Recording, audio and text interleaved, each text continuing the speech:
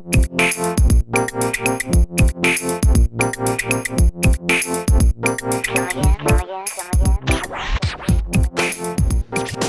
evening, everybody. My name is Jim Farrell. I'm your mayor. Welcome to our Neighborhood Connection, our second of the year. So these Neighborhood Connection meetings we started about 4 years ago. In fact, actually, we just actually had somebody come to a city council chamber, to our city council meeting recently and said, in 2014, we came to Wildwood and we said we were going to come back. So that spurred us to come back to this neighborhood. We try to move them around the city and to make sure we get to as much of the city as we possibly can.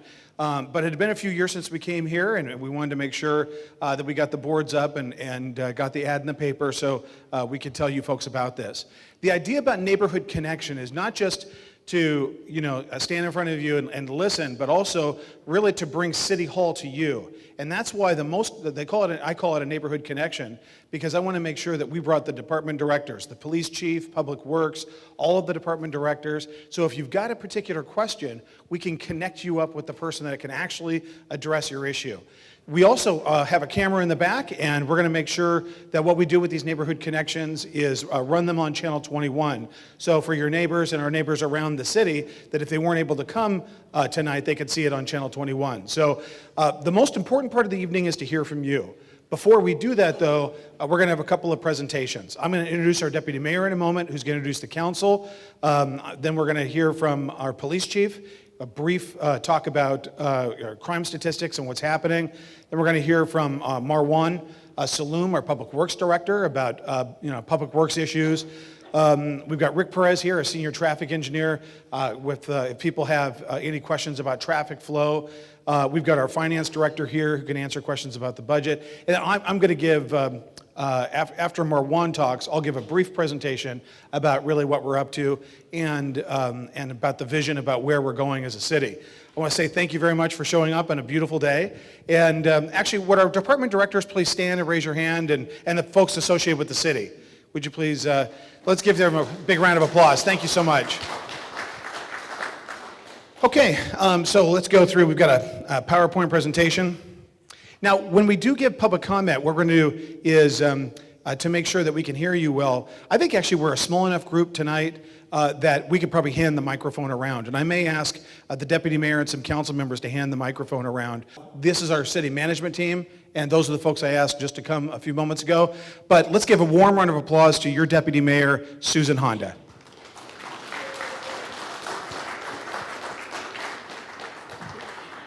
Good evening. Thank you for being here tonight. It's my honor to introduce our council members. Councilmember Mark Kopang, Councilmember Lydia Sefa Dawson, Councilmember Jesse Johnson, and Councilmember Hong Tran. We also are missing Councilmember Deanie Duclos, who is probably on her way, and Councilmember Martin Moore. And it is our honor to serve you as citizens of Federal Way. We work really hard for you, and we really want to hear your concerns. All of our meetings are open to the public, and we take public comment at all of them. And agendas can be found online on Friday before the meetings. So next Tuesday, there's a FEDRAC meeting at 4:30 on Tuesday at City Hall, and the agenda and the packet will be online tomorrow, where you could access it and see what we're going to be talking about. We also, as a council, appoint people to city commissions, and those are volunteer commissions where we ask people to serve and to advise us on different things. Right now we have openings on the Diversity Commission, the Independent Salary Commission, and the Historic Landmarks Commission, which is a brand new commission for us. We're very excited about that. And I believe you have till June 1st to apply for those. So there's application forms on the back table, or you could go online and apply online. But thank you for being here, and back to the mayor. Thanks, Susan. Okay, now let's give it up for our police chief, Andy Wong.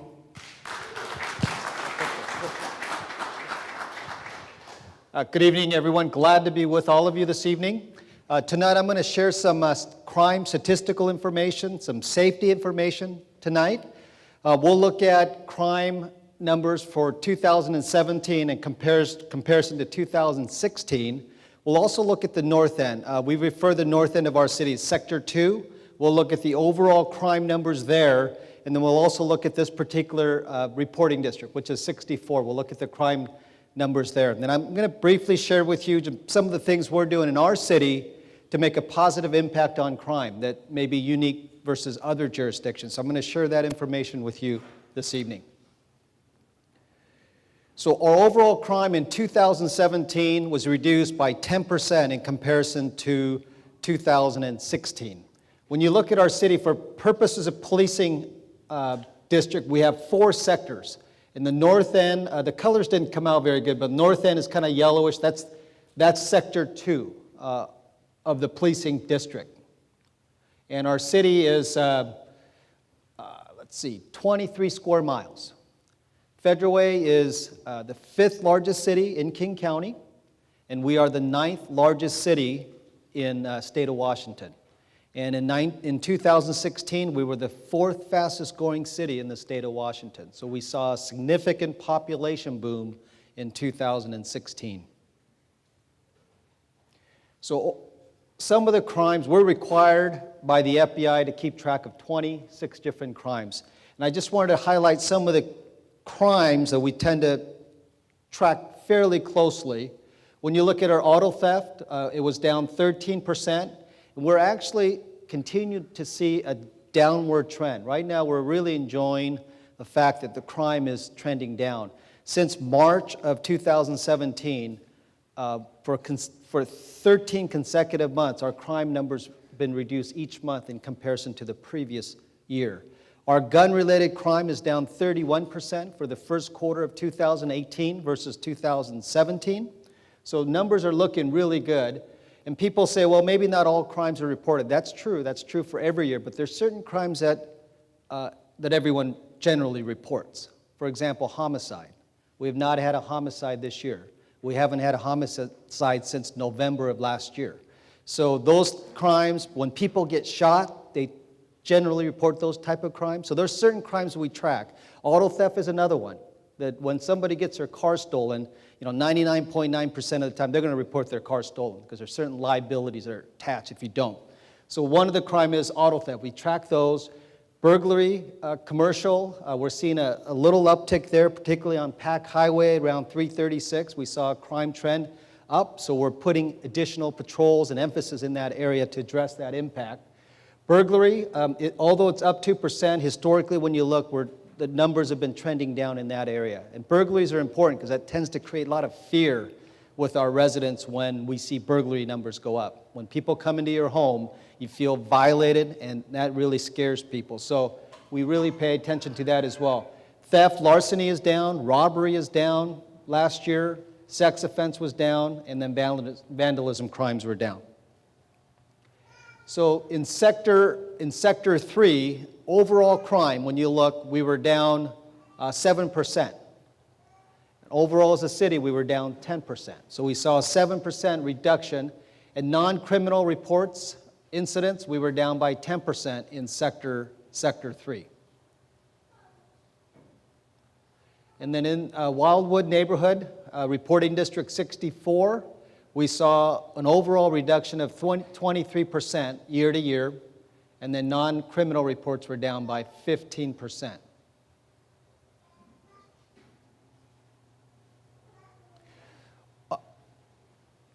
I want you to know that your police department is nationally accredited law enforcement agency. There's only 7 law enforcement agencies in the state of Washington that's nationally accredited. What that means to you is that our policies and our practices meet the highest standard. When you can meet those standards, you can be a nationally accredited law enforcement agency, and we are a gold standard within that national standard. So you should feel really proud that you have a professional police organization. It's not easy to attain, and most law enforcement agencies will not try to attain national accreditation because it's very difficult to do. You have to meet around 486 standards. in order to meet this particular standard. A lot of work goes into being accredited at a national level. Safe City program, what I wanted to share with you, currently we have 69 cameras throughout our city, and we received a $250,000 grant from the state of Washington, so we're in the process of adding additional cameras throughout the city. We are putting more emphasis of placing these cameras on the north end. So some of these cameras will go at 288 in Military, 288 and 25th South, 286 in Military, Pack Highway, and 288. So a lot of these cameras, we're going to put additional cameras kind of on the north end of our city, and then some on the west end, 21st Avenue, Campus Drive area. And we're going to replace all of the cameras that we have in our city now with that grant funding, and improve our incident command room at the city as well. So we're continuing to expand our cameras, and some of these cameras have capability of actually recording license plates, and that will help us with follow-up investigation should our investigators need to track vehicles. And then one of the things we do, we have 3 patrol vehicles equipped with automatic license plate readers. So this is a great tool for apprehending individuals who have warrants and also finding stolen vehicles. One of the precursors for committing crime, violent crime, is that the criminals will steal a car, because when we do track a vehicle, they want anonymity. So they steal a car, they commit a crime. We can locate the vehicle, but placing the criminals in that car makes it a little more difficult. So the trend right now is they'll steal a vehicle and they'll commit another crime and they'll ditch the vehicle. So this is a great tool of catching people, being proactive. So we'll catch them in the vehicle, maybe being a stolen vehicle, before they even commit a violent crime. Or they're just wanted felons, and we'll stop them and arrest them for that. So we have 3 vehicles, and we try to put it out. We read about 100,000 license plates a month. And if an officer was driving around and manually typing in license plates, you're going to go nowhere near 100,000 license plates a month. So it's a great tool for us, great investment. And then I know when I go to community meetings and so forth, people are always worried about crime and violent crime, and that's what you really see in the news all the time. So what I'm going to tell you is that if you're not involved or engaged in illegal activity or living a risky lifestyle, the chances that somebody is going to commit a violent crime against you, a stranger, is very rare. It's very unusual occurrences. Typically, when there's violent crime, it's domestic violence or someone that you knew. But I'm going to tell you that the greatest threat to you and your family is auto accidents or being hit by a car. With auto accidents, it's random, and it doesn't matter who you are. It's strangers coming together, and we have far more people that are getting hurt. When you look at statistics statewide, much higher than violent crime where people are killed. But we don't see auto accidents as being a big threat to us. It's something that we do every single day. We've been seeing actual auto numbers decline for a number of years, but last, I would say, 7-10 years, we're really seeing the numbers go up. And why do you think the numbers are going up? Smartphones. People are addicted to the phone and they can't put it down. And they are texting and they're doing all kinds of stuff. And people are crashing into each other. We're seeing it every single day. And people are dying. So that is the biggest threat to you. So when you talk to your kids that are driving now, or kids are riding bikes, really emphasize that, because that is the greatest threat to you and your family. When you get that really bad phone call, higher percentage, it's going to be one of those type of incidents versus violent crime. Because when we look at violent crime, we look at the numbers, domestic violence, I'm telling you, 70-80% is going to be family members hurting each other. It's not a stranger hurting you. Okay? But with the media, social media, you think the crime is far more prevalent with violent crime, but it's not the case. It's auto accidents, just not sexy enough. It's going to make the news every night, when somebody gets killed in a car accident. So I think that, and you could also follow us on Facebook, Twitter, and we have a Safe City program. You can sign up for that, and we'll send you alerts from the police department. And then we have our non-emergency number, the 2121 number there. That will go directly to dispatch. But the call receiver that takes the call will know that it's not coming through the 911. But they'll answer it when they can, and you can still have a police officer respond. And that has to be my last slide, yes.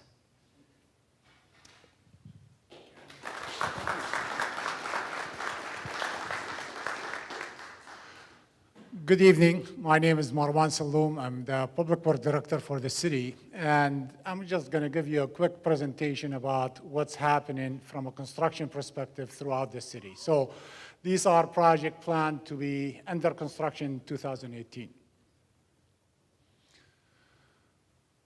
The first project is the 2018 asphalt overlay, and this is under construction as we speak. If you have driven on 312 between Pacific Highway and 28th Avenue, or on 23rd Avenue between 312 and 320th, you have encountered some activity going there. The contractor have completed all of the dig out and all of the ADA ramp retrofit. And hopefully next week or the week after, they will be working on grinding and asphalt overlay. And that project should be done by the middle of June. The next project is the adaptive traffic control cameras. The city received in 2016 $2 million from the federal government for retrofitting traffic signal through the city center area, Pacific Highway and South 348th Street. Now, the difference between the adaptive traffic control signal and the signal that we have today, the signal we have today is controlled on a timing plan that's prepared by our traffic engineer.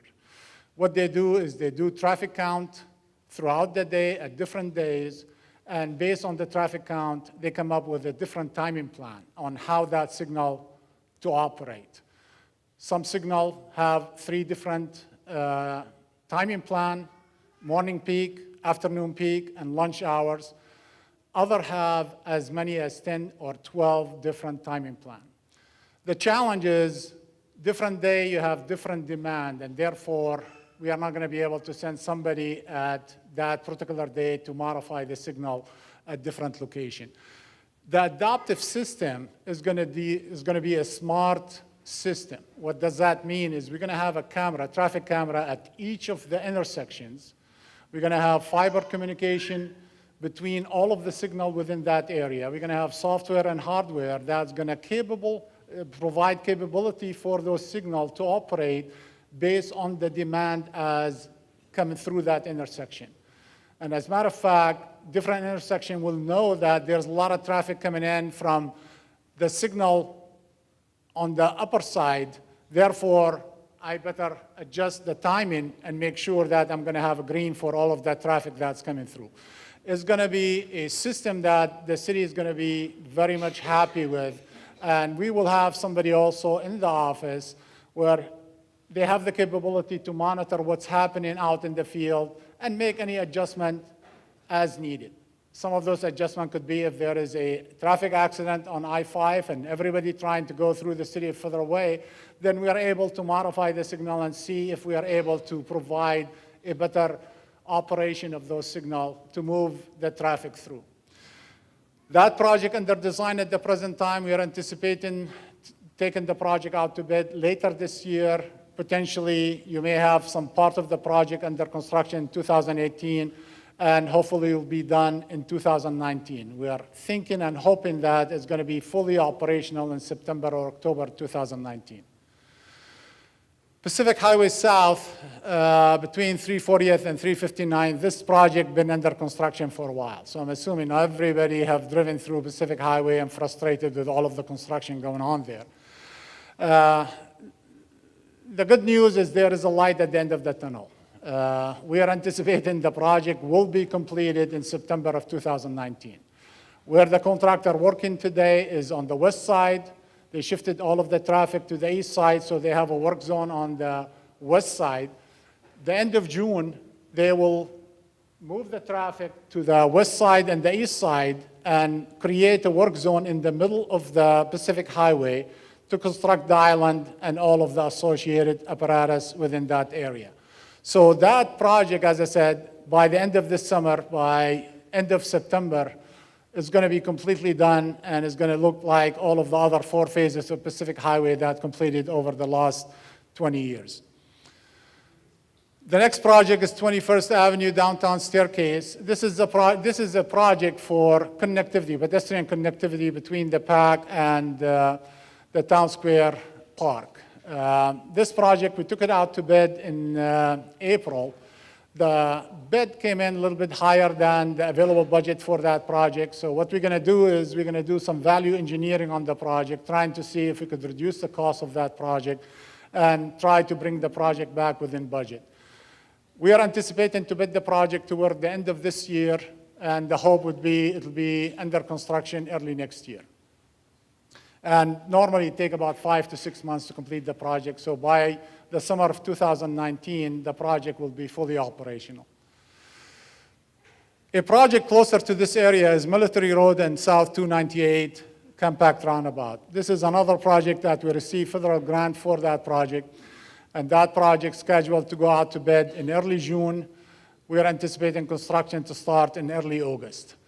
Normally, this type of project takes about 60 to 90 days, so by October, November, the project will be completed and operational.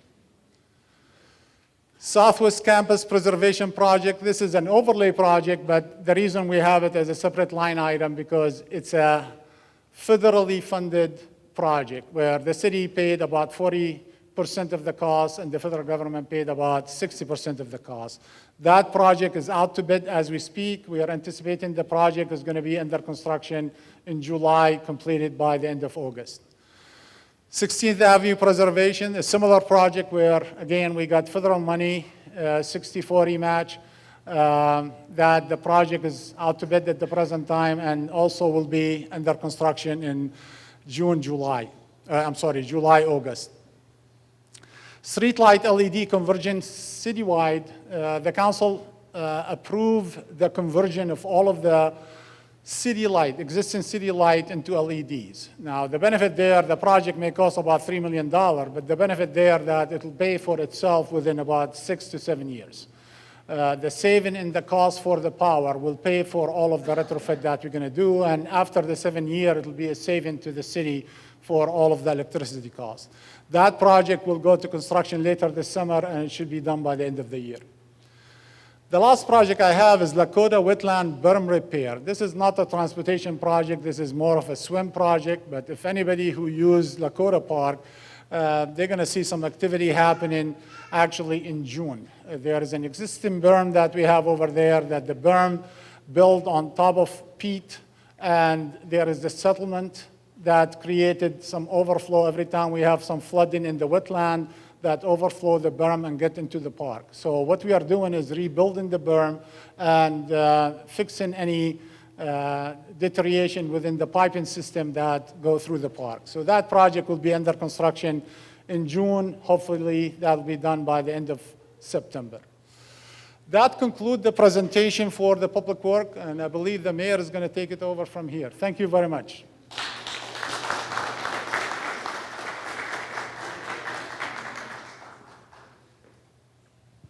Thank you, Marwan. Okay, so you know what we have not talked about so far is the huge historic news of the press conference we had just yesterday. I don't know how many people heard about the big news about the charges we filed. Remember the homicides, thank you. Remember the homicides we had exactly 2 years ago, where within 48 hours we had 3 homicides in May of 2016. And about a month before that, about 5 weeks before that, we had another homicide. We knew about 2 years, shortly thereafter, who the main suspect was, but we wanted to get all of those cases together, and the main ringleader was an individual named Justice Henderson. He was arrested shortly thereafter for an attempted murder in Pierce County and is now in prison for that. For the past 2 years, we have been working on building a case because there were 2 co-defendants that were involved in those cases. And we've got the chief and we've got several of the law enforcement officers in the room today. But what we did yesterday, we had the press conference and we announced the referral. We've been working with the King County Prosecutor's Office, the U.S. Federal Marshals, a number of different police agencies, executed 50 search warrants, and the police department was able to put together, and with the approval of the King County Prosecutor's Office, forward 4 counts for each of them, one count each for the 4 homicides, and charge 3 defendants in King County Superior Court, and that happened just yesterday. Let's give the chief and the police department a big round of applause. And what was interesting, you guys, is that we actually had that press conference when we were talking about what we were going to do, because when those crimes first happened in that very short burst of time, we really were very concerned because of the random nature of those crimes. That press conference that we had was the Tuesday after Mother's Day. Well, the press conference we had yesterday was the Tuesday after Mother's Day, just exactly 2 years to the day that we were able to pull all these cases together, and it was a tremendous amount of work. And so I really think that, remember we had that big city council meeting, the study session right after that, and we probably had 500 people descend on City Hall to talk about their concerns of safety. And we did a lot in regard to the Violence Prevention Coalition and its steering committee and talking about ways to curb violence. That's a huge accomplishment, and this community really came together. So that's one of the things I said in the media. What we have done in the past 4 years, you guys are actually close to our downtown. We are in the process of transforming our downtown. This is what Town Square Park used to look like. 4 years ago, you had a blighted, empty downtown that was full of sagebrush and garbage. This is what we have now, and I know you guys are really close to it. I have a little 10-year-old, and on the weekends and sometimes on days like this, we try to get out there, my son and I, to enjoy the park and get out there. This is really where the council has been working on for years, where we utilize the entire 4-acre site. This is actually this picture. Right here is before the Performing Arts and Events Center went up. And I want to tell you that, we'll talk about the Performing Arts and Events Center in just a few minutes, but this is really the culmination of years of work and vision, and I want to thank the city council members and the members of the community. I know we did this in 2 stages, and it was important to set aside the land and set aside the vision, but we actually heard from about 400 individuals in town to give input on the pathway and on the playground equipment and the permanent holiday tree or Christmas tree and just all of the permanent restroom and all of those things. Actually, what's really cool is the walkway that kind of goes around is a permeable pathway, and we've got green roofs, and it's just actually those amenities actually paid $400,000 toward that park. I also want to let you know that the money we used for that park, it was $2.1 million. But here's the great thing: that money had been sitting in a bank account for 10 years, set aside for downtown economic development, and it was finally time to move away from this to this. And we actually, even though we did it in 2 phases, the whole park came in at exactly that figure. And so it is really, it's great to see, and I'm sure it's a well-loved park, and I'm sure there's hundreds of people that have used it today. So I think this is a great event. We get, I don't think people realize, we have 20,000 people plus who come to the Red, White, and Blues celebration, and we put off quite a show for the fireworks and the entertainment, and I think the entertainment's going to start about 4 o'clock, and then there are all kind of bands, and John Hutton, our Parks Director. John, could you wave your hand back here? He actually makes, yeah, thank you. We actually have, it's great for the kids, and they've got arts, and they've got bouncy houses, and all kinds of games, and then fireworks at 10, and a great show that they put on for everybody. Frankly, I mean, you could be about, several miles away. I remember a few years ago, my wife and I had to stay home with our little guy, and we walked in our backyard, watched it from our house. So it's a great show for the entire community. This is our Performing Arts and Events Center. And obviously, this was a highly conscious, for decades, we debated this. And 4 years ago, we moved forward. We actually had a study session after the Blue Ribbon Panel gave its findings. And that was on May 8th of 2014. A month later, the City Council unanimously moved forward with the Performing Arts and Events Center. But we couldn't move forward on that until we had a plan. Hope is not a plan.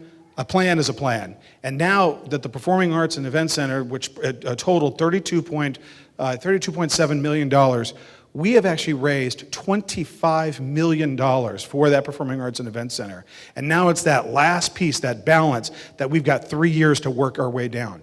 And that's a big piece of this. So we're in the process right now. It's open, and we're having all kinds of, we got the Tacoma City Ballet, that's a resident company now. The Nutcracker was through there. We just actually had Cinderella.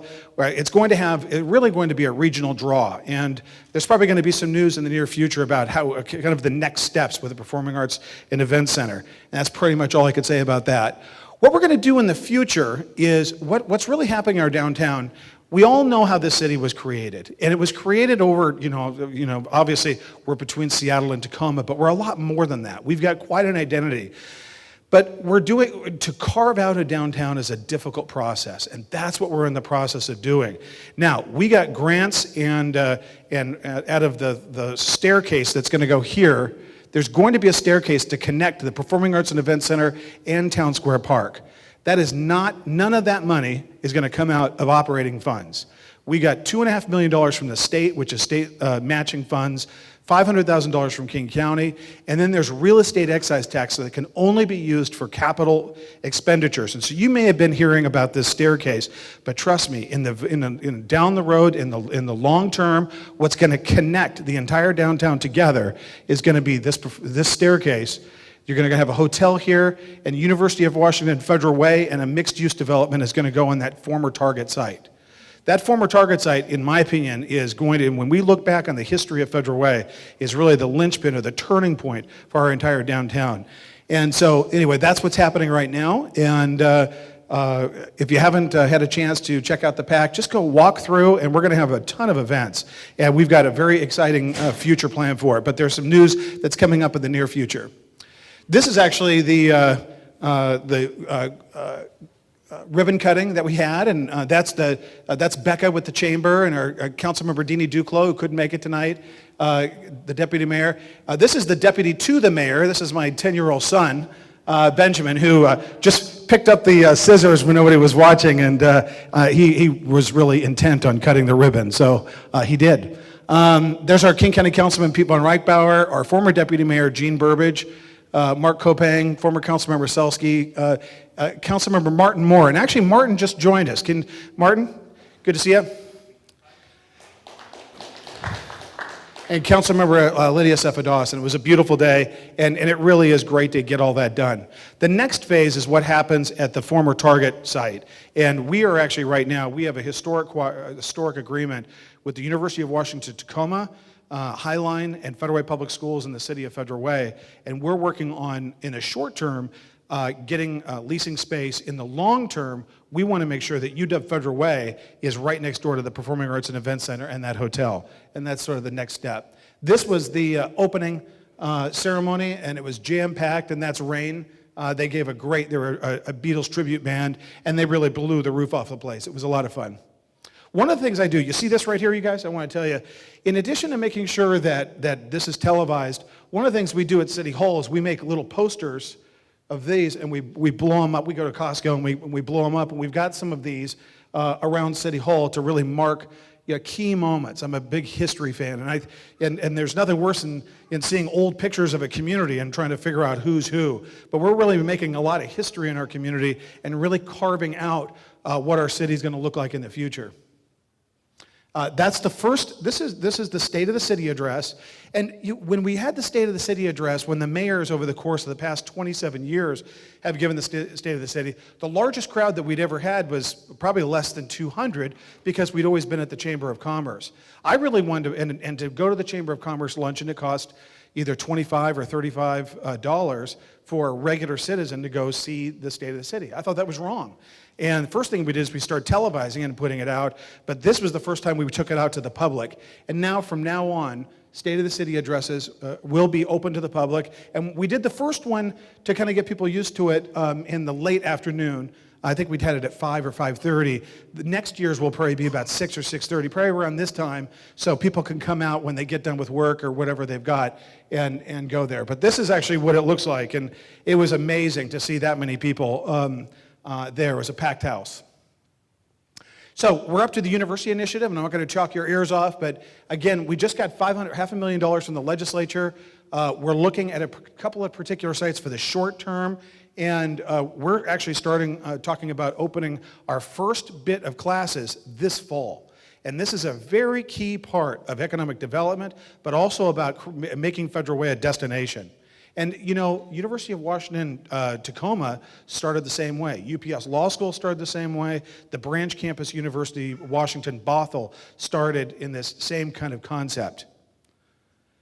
Public safety, when we had the gang violence last year, I pulled together all the South King County police chiefs, mayors, and city administrators, and we met at Federal Way City Hall. That was that homicide that occurred on Dash Point Road and Pacific Highway when that young man got off that bus and was shot. That was spillover violence from another community, and we had some gang activity that was occurring in South Seattle, Renton, and Kent. And so we pulled together all the local law enforcement folks and made sure that we were all talking about the same thing. And that was, I won't go too far into it, but it was really about identifying what we refer to as high-impact offenders and pulling them off the streets. I talked to you before about the Violence Prevention Coalition, and then we've added officers. We're actually adding 5 more officers with a federal COPS grant, and since I've been mayor, we've added, I believe, 10 officers to the budget. This is our police substation that we had right across the street from the transit center. And before, I'd say, 4 years ago, this was the guy that owns this building had a real problem with crime that was occurring at that. And we had actually had a homicide at that bus location. And so we put a substation, a downtown substation at that location, and crime in that area has plummeted. That's where the officers come and go from. We're adopting a zero-based budget approach. I'd like to thank Councilmember Tran for his suggestion. What we're going to really do is we're going to not make any assumptions on how we go about this budget. And before, we had a lot of discussions recently about budgets and taxes. But what we're going to do is do everything we can and not make any assumptions as we start to make this budget. I'm going to make a budget presentation in September, and I'll make that before the Chamber of Commerce.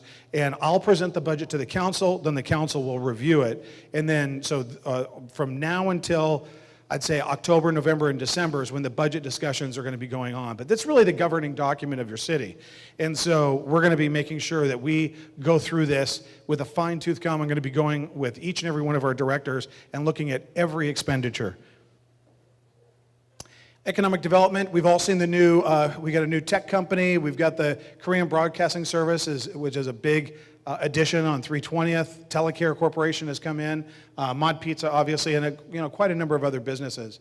This is a big deal for our community. We're getting the Special Olympics that are coming. It'll be like the first week of July, from July 1st through the 10th, and there's going to be a big opening ceremonies in Seattle. A number of the Special Olympics for North America are happening here in Federal Way, with our ball fields, with our softball fields, and our soccer fields, and so be watching on that, because we'll make sure we get the media out. But come on out and really support these great athletes. It's a really big deal for the region that we have these folks come here.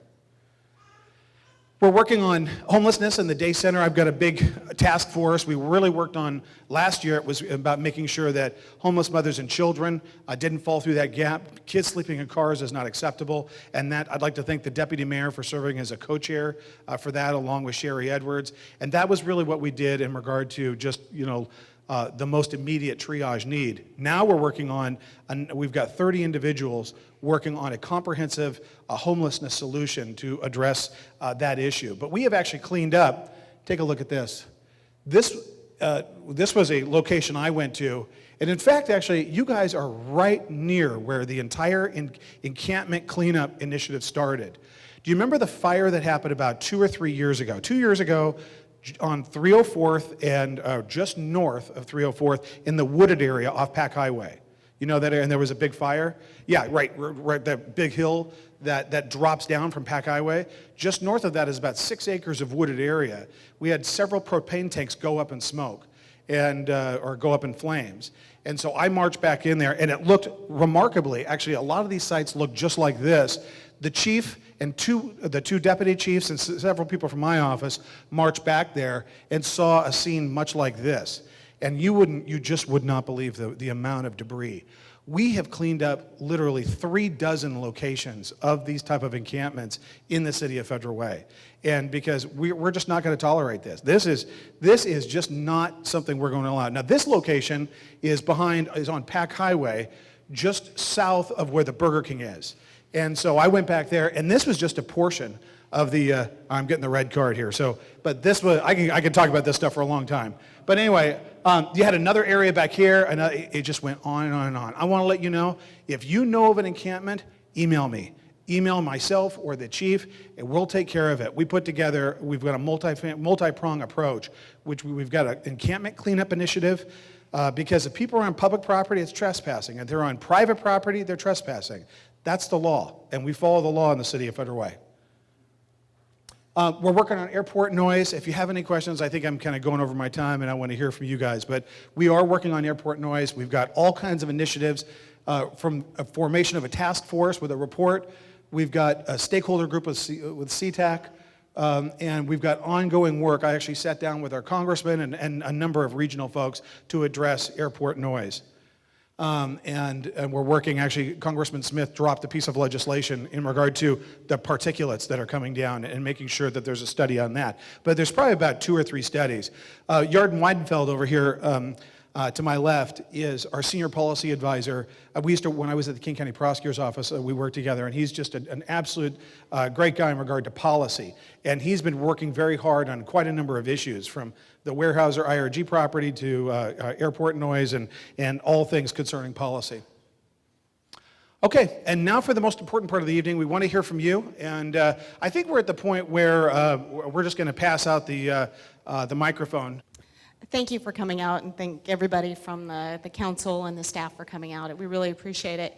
I was really interested in what you had to say about the homeless camps, Yes. because we do seem to have that continuing problem up along 304th, Highway 99, and I'm sure there's many other neighborhoods.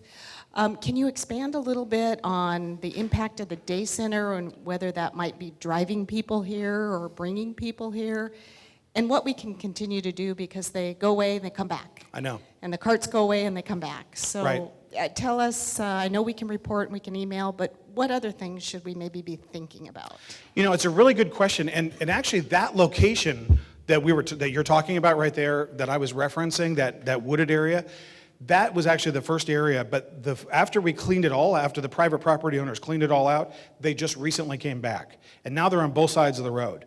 So now we have management team meetings where we have our directors, and we actually have a multifaceted approach with the community development, code enforcement piece.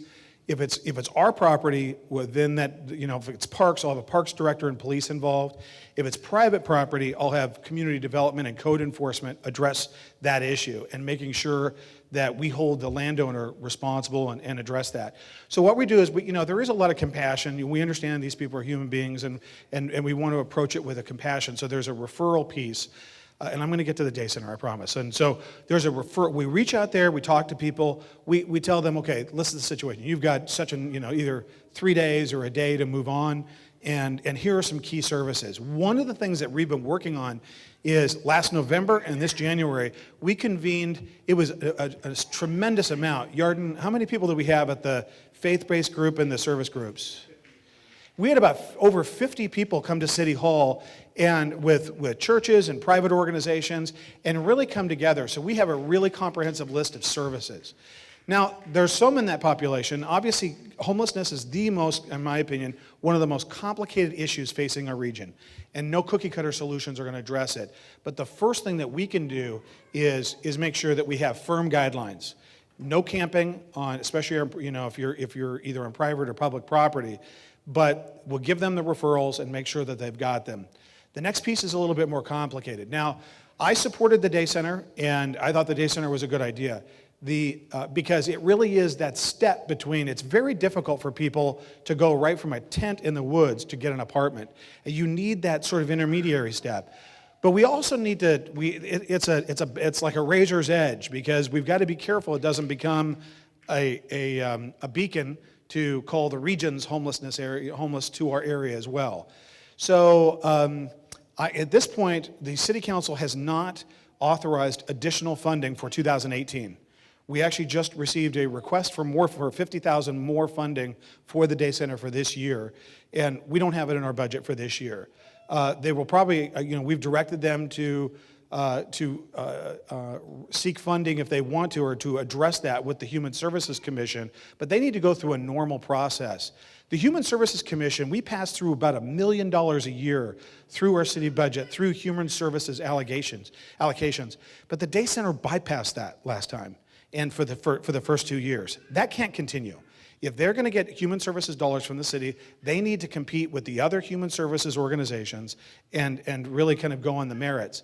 The other thing is, at the day center, you guys have probably heard about the businesses. It's on 13th Place and 336th. So what happened right down there, you know where the multi-service center is? So what happened directly across the street is you had a massive homeless encampment that started brewing back there. And there were probably about 4 dozen campers back in that very heavily wooded area. Well, all of the businesses on 13th were having just a horrible time. These are people's livelihoods, their businesses, Joe's Deli, you know, all of those. They got a daycare right there. You know, the public health is right there. So we went through, and again, this was private property, and we had to clear it all out. And there were hundreds of shopping carts. And I went back there with about 20 people back in August, and we cleared all of it out. Now, if you go back there on 336, it's clean, all of it, gone. And I still have the pictures on my cell phone of probably, you just wouldn't believe the volume. The day center was contemplating expanding, and they sought a grant from King County of $120,000. I had to make the very difficult decision about a month ago. We initially had about $20,000. We had to have a match of $20,000 and for them to get another $100,000, and they were going to significantly expand their operation. I made the decision not to follow through, to pull our matching funds, because I'm very concerned that if the day center gets bigger and bigger and bigger, Federal Way is going to become a destination. We need to serve our people and help our people, but we also don't want to become a destination as well. And so that was I had to pull in, you know, representatives of the day center, and that's a difficult conversation to have. But I just said, I don't support that right now. And the other thing is, that was in the midst of convening all of the business owners on 13th Place in that immediate vicinity with the people that run the day center. And the people who run the day center are awesome people. They work really hard, and they're doing their best. But we want to make sure that we're serving Federal Way homeless, not the region's homeless. And so that's that's what's going on. Okay, I hope that addresses it. Oh, and so this lady right here.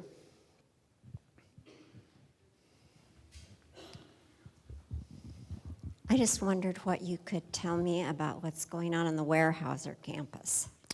Great question. You know, I actually just met with representatives of the Save Weyerhaeuser folks. They have new buttons. They are, and I say that because on my desk I've got the buttons of this grassroots organization. We want people to be involved. Government only serves to serve the public. And what I think, when this first erupted exactly 2 years ago in August of 16, we had, again, hundreds of people descend on City Hall that wanted to protect that property, that felt very concerned about the future of that property. So I think actually that grassroots organization they started is really a model for really, they got our attention, and that was probably one of the most difficult political issues and legal issues we've ever worked on. Now, I'm not going to go too far into this, except for, let me just give you the broad framework. So I actually, just to tell you, I met with representatives of Save Weyerhaeuser campus just today with Yarden, and Yarden's done a great work. So let me talk about what we've done and about the framework for this. What we're working on right now is, you know where obviously the headquarter building is, and the headquarters is a very historic building. We won a number of great awards. They've actually got statewide groups in regard to they're dedicated to the preservation of that overall property. We're talking about 400 plus acres, 435 acres. North Lake is just north of that, and there are a number of homes on the east side of North Lake. On the west side of North Lake, this is just north of the headquarters, there's pristine wooded area. And so one of the things we've been doing is we put aside $1 million. Our council was very supportive. I suggested that we pull aside $1 million of city surface water management money, not general fund money. It's limited in scope to what it can be used for, preservation efforts. We put aside $1 million, and then we, with the help of our King County councilman, set aside another $1 million. That's $2 million. Now, that was last cycle, so we've banked that, and now we're doing the same. We got another $1 million. We're applying for another $1 million, and then we're going to get some sort of match. We're trying, and then what we did is we brought in Forterra, a great environmental group, to help out with the preservation of that area. So that area west of North Lake is a key piece of that in regard to preservation. Now, the other piece, you've got the other areas. There are a number of areas that IRG is not interested, or they say they're not interested in developing. They have so far stated a commitment to the bonsai gardens and to the rhododendron gardens, which are very, very historic and important nationally and internationally. The rhododendron garden is probably the most diverse rhododendron garden in the world. And so these are key things. So what we're really talking about is one site just immediately to the northeast of the headquarters, and that's where that Orca Bay seafood plant was originally proposed by the people who own the property. That's gone away. And so that's one possible location, and then the other location is up on Weyerhaeuser Way. IRG so far has permits. Brian, how many permits do they have out? Or they're seeking application? There's a permit for warehouse A, warehouse B, and then a combined application for 3 more warehouses by the technology. So hold on, could you stand up and say that? Currently, they have applications for one warehouse down by the intersection of I-5 and Highway 18. Another application for a warehouse just north of that location, south of 336th. And then another application that's combining 3 warehouses up by the technology center. And those are the 3 applications that we have in. They have other land development applications, but those are the big ones that we're currently reviewing. So what happened over the course of the past 2 years exactly was, even when the Orca Bay processing headquarters was being proposed, we drafted, I believe, in a 14-page letter saying, these are all the things that you'd have to do if you're going to do that. Once we did that, the Orca Bay facility went away. So now they're in the process of doing these applications. It's working itself through the process. So obviously this is a private property owner. I have met with their local representative several times. I do a lot of business recruitment for the city, so I'll go out to businesses in different parts of the state. And so we've been attempting to hook up, businesses with IRG. They're making these applications for warehouses. So what we have to do as a government entity is review them and see if it fits what they call the concomitant agreement. And the way that the Weyerhaeuser property came into the city's boundaries 24 years ago in 1994, was by contract. And the concomitant agreement was that contract with Weyerhaeuser that said, this is essentially, it's zoning by agreement. So when IRG, and there are certain uses that are allowed, and it's all set forth in that agreement. So what we're doing is, when we get this application, what we have to ask ourselves is that criteria met? Now, there's a process for that. So the applications are pending. If for some reason, or if all the criteria are met, then anybody who wants to contest that can file an appeal of that determination. Then it would go to a hearing examiner. And from there, it would go on to the courts. And so it's mid-process right now. Those permits for those warehouses are in review right now. They've been working on them for quite some time. So those are, you may see some news about that in the very near future. That's actually what Yard and I were talking about just earlier today. So that's where we're at. We have attempted to talk to IRG about a vision for that property. Clearly, I think everybody in this room, everybody in this community, in this region, were very disappointed that Weyerhaeuser decided to move downtown Seattle. And I think we all had a vision of what we wanted to see at that location. A Fortune 100 or 500 company that would occupy that space and bring in more employees. But it's private property. And so we can't dictate. And so then it was a matter of, do we change the zoning? And so let me just be candid with you right now in regard to that process, in that we went through a very, very careful analysis of, can we change the concomitant agreement? And that really brought up a number of very tricky legal issues with regard to contract law and whether the city would get sued because IRG bought the property knowing that it was zoned that particular way. So it's something that that we work on every day. This is something Brian and his people work on. But as government, we have to be careful. We kind of have a dual responsibility. We are responsive to the public, We have a vision about what we want, but we also are a regulatory authority as well. So we can't put our thumb on the scale, and we have to treat everybody equally. And so that's a great question. And so I would say right now those permits have been worked on for quite some time, and they've worked themselves through that process. So there could be some news in the very near future.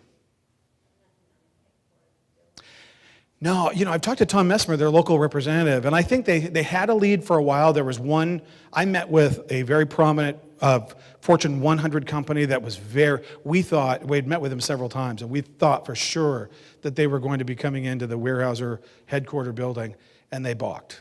And so it was very disappointing. It was, okay, all right. That's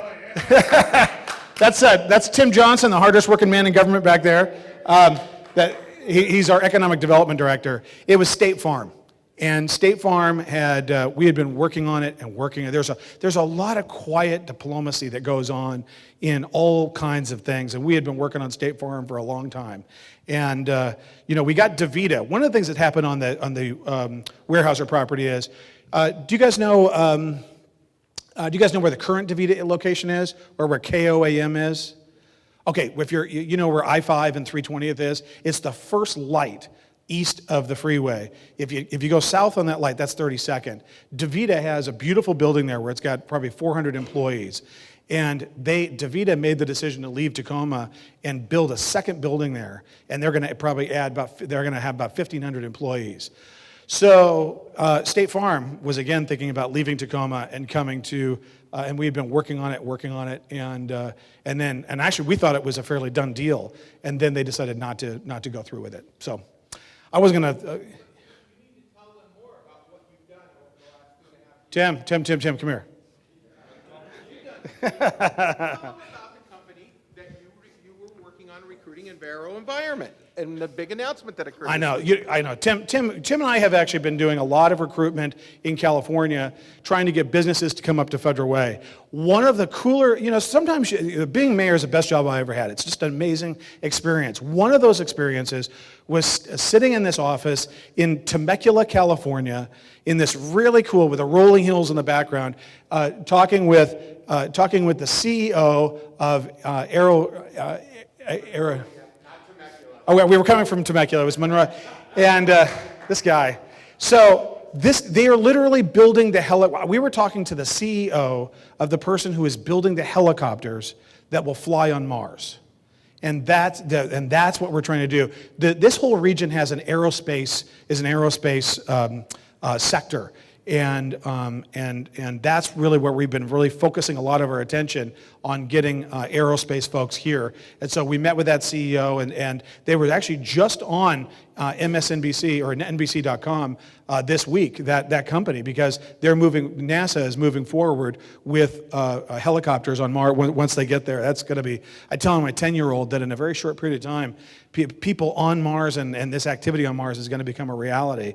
And that aerospace environment that's happening in this region is a big deal. That's really the kind of investment that we need here. So that's just one of those areas. But there's quite a number of companies that we're recruiting on, and frankly, I think what's happening in Seattle is a good opportunity for us. That head tax is just incredibly bad business. And so I actually don't like to announce. Tim's funny. He always wants me to announce things before they're fully cooked. But we're working on a number of businesses that are getting pretty fed up with what's happening in Seattle, and we're saying, hey, we got a great environment in Federal Way, so come on down here. And we don't have a B&O tax here. We don't have a head tax. The cost of doing business here is incredibly cheap. So that's really what we're trying to do. Yes, we've got first Jim, and then up here. It was quite a coup when you got Tim to leave Sacramento and move here, but I'd like to give some compliments on a couple of things that took place before Tim got here. When the community center was going to be developed, people said it's a white elephant. It'll be empty, it's overdone, and quite frankly, my wife and I go there 5 days a week when we're in town. It is oftentimes impossible to get a parking spot in the community center because it's so popular. Yeah. It is particularly of value to many of the seniors who say the only time they see a human being that smiles with them is at the community center. Secondly, our parks are among the best in the state.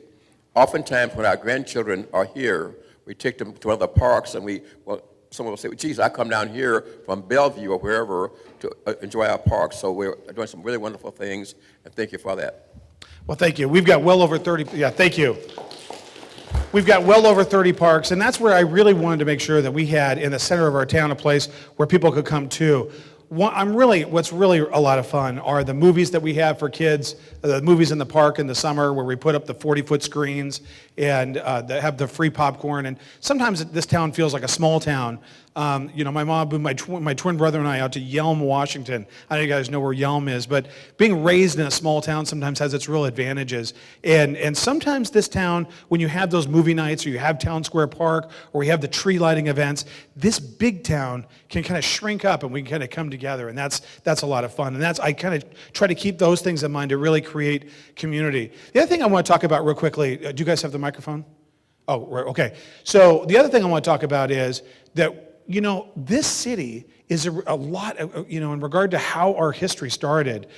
And we all know that it was originally part of some sprawl, but now there's a lot of history in this community, and we have a lot of identity from Steel Lake. Actually, on the way here, as I turned the corner on 23rd, I saw the old schoolhouse right there on the corner. That house is very historic. That when you're that house when you take that corner right there on the west-hand side, that was the original schoolhouse for Steel Lake. Almost 100 years ago. This was one of the original areas that was settled in this area. Redondo is one of the original areas where First Avenue is where they slid the logs down to float them down to Tacoma, and that was one pocket. Father Heilbus, when he opened up the school for the Indian kids right there on for the Native Americans that lived in the area, right on Pacific Highway right there. And Brook Lake, or the Brook Lake Community Center, where the Brook Lake Hillbillies got together 50 years ago. That this community sort of stitched together. I say all that, and I say all this because we are not just a collection of numbers. We are not the result of urban sprawl. We are a community. That's one of the main reasons why I thought it was so important to move forward on Pete von Reichbauer Way and to create some identity and the people in our community who have made major contributions. I say that because the next thing that's going to happen this year is I'm going to put forward to the council a proposition to rename 320th. Instead of 320, instead of a number, Veterans Way, all the way from Military down to Hoyt. We already have our beautiful flag, we've got the memorable, but instead of us being defined by a number, we're going to be defined by the way we honor the people who have done honor to us. And that's the next thing that's going to happen. We're creating an identity in this city. That's what our downtown's about, that's what the flagpole's about, that's what all this is about creating a real city. Anyway, go ahead, a comment? Hello, I have a question about the crime numbers. Does that include the juvenile crime? It's a good question. Chief? Yes, it does. Okay. Anything else?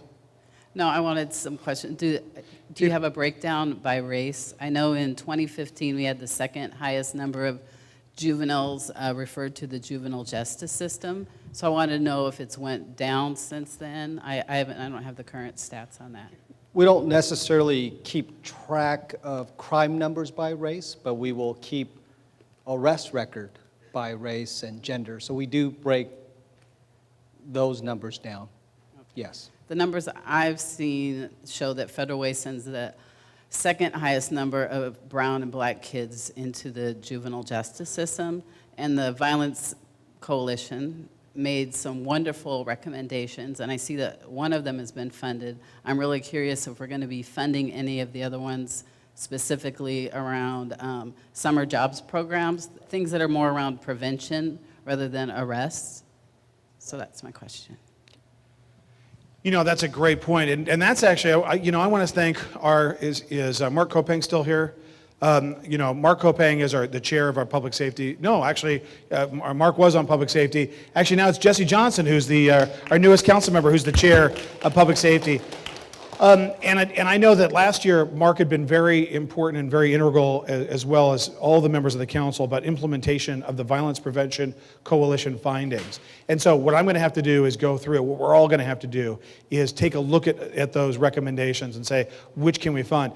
Most of them are low-hanging fruit. Most of them are easily implementable. It's about whether we encourage at City Hall people to mentor about whether we do certain things, and I'm confident that quite a number of them are going to be implemented. Their policy with the city now it's about, going forward. So thank you for that. Yarden? They were all adopted by council. That's right. And I think 5 of them, I can send you the actual resolution. 5 of them, I believe, were adopted with the understanding that, I think it was 5 that were adopted out of the 10 that were adopted with the understanding that it would not require really any additional funding. The other ones were adopted with the caveat that it would require partners of other, like Federal Way Public Schools and so on, so. I was just wondering if we had progressed past that point. They are being worked on, all of them. It's a good question. I think actually, at the very core, I think of what we're saying is, we had a horrible thing happen to our community 2 years ago. It shook us. It shook us all up. And that's really what we saw when we had 500 people descend on downtown. We were rattled. And as a result, we really came together, came up with these violence prevention coalitions, and these findings. Now we've made these arrests and the referral of charges. What we don't want to do is just let it drop off. A commitment means, I had a former coach who said, a commitment means you remove the option to quit. And that's what we need to do. We need to just make sure that this is a commitment to our community and to our youth. So I agree with that. The former chair, Doug Baxter, made a presentation, I think about a month ago to council where he had the follow-up on, okay. That explained like where we were at, so. So I work in the Federal Way School District 21 years. I'm on the Federal Way Youth Action Team. We started afterwards, so I'm very passionate. My kids graduated from Federal Way Public Schools, but we have kids and homes. I'm so thankful that we haven't had any more murders, but there are drive-bys. People's houses are getting shot up right here in our community. So, I know.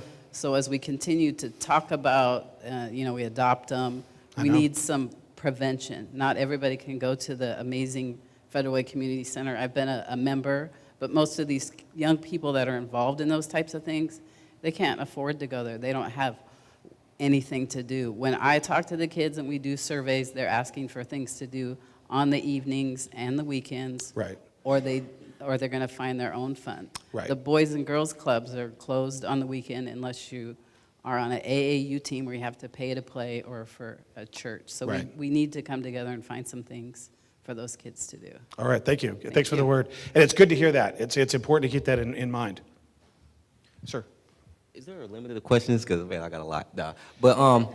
But just with the homeless situation, so you guys cleared that area out. Yeah. Where do those people go? Because I was driving down the street, like when you guys cleared out 320th, I was driving down the street on 336, and I'm just wondering, are they moving to somewhere else, or is there actually a place that they're getting help and...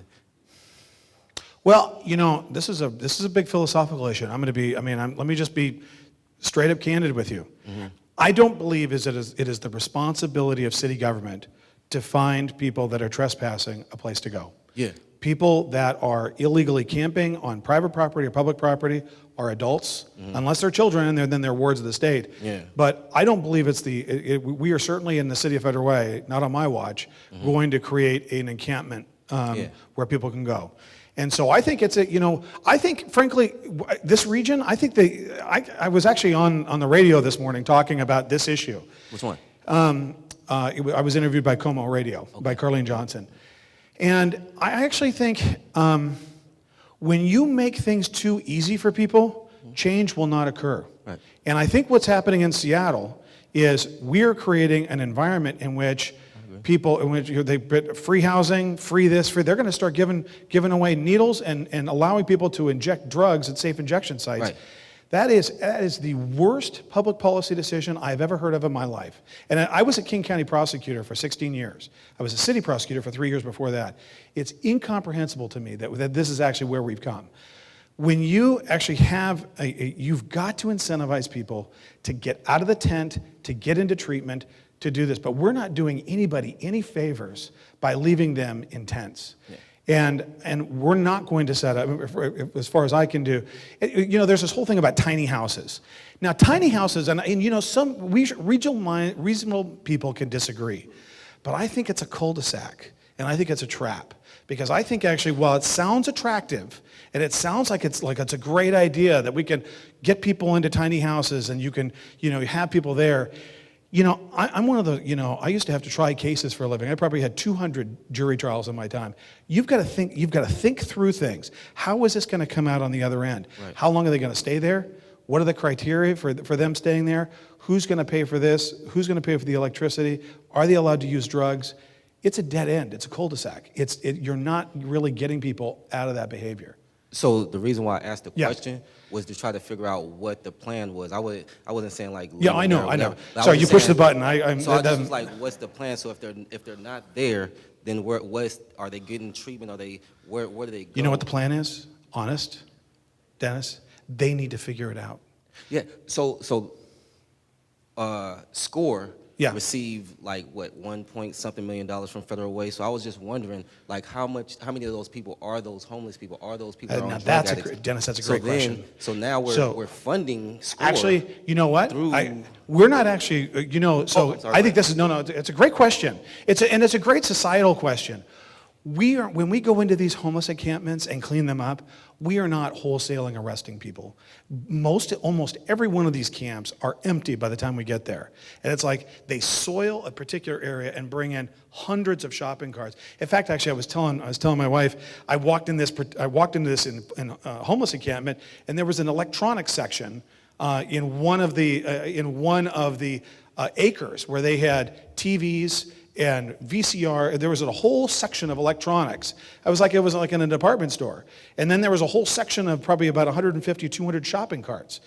So I guess my point is that when we go in and we've cleaned up these camps, we're pushing people on. We are not doing arrests. So people are not ending up in SCORE. Now, you know what people are in SCORE for? And this is actually why our crime numbers have dropped 10%.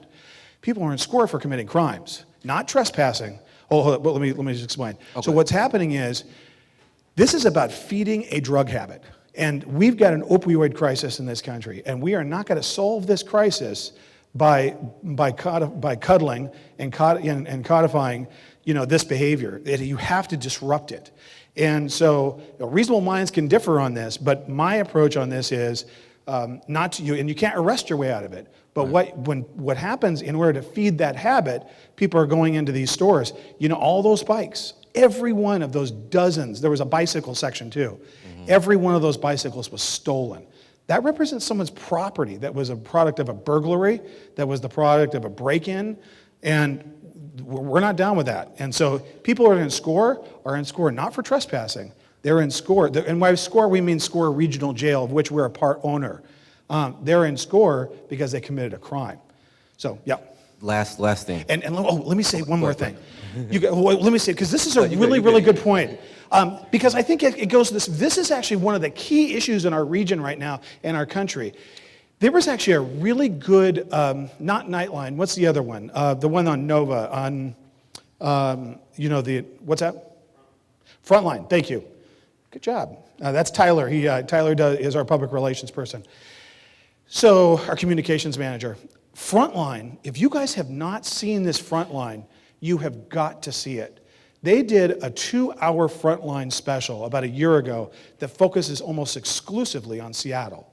It has this whole issue of this process of addressing the opioid addiction. And it talks about King County, it talks about neighboring communities, it talks about the bow wave, about how opioid addiction morphed into heroin addiction, and about how that then really caused a lot of this situation. So my wife and I were watching this show, and about 2/3 of the way through it, there was a program where they were not going to arrest people, and the thing where they were going to allow people to voluntarily go to treatment. So about 2/3 of the way through this Frontline, you've got to see this program if you're interested in this subject. About 2/3 of the way through it, there was a young woman who was living on the streets of Seattle, who kept taking heroin, kept taking these drugs, and that she was about this close to dying from pneumonia because nobody would intercede and arrest. I can tell you as a 19-year prosecutor, sometimes the most important thing that happens in someone's life is to get arrested and to change that behavior. And that's where change occurs, not by comfort, but by discomfort.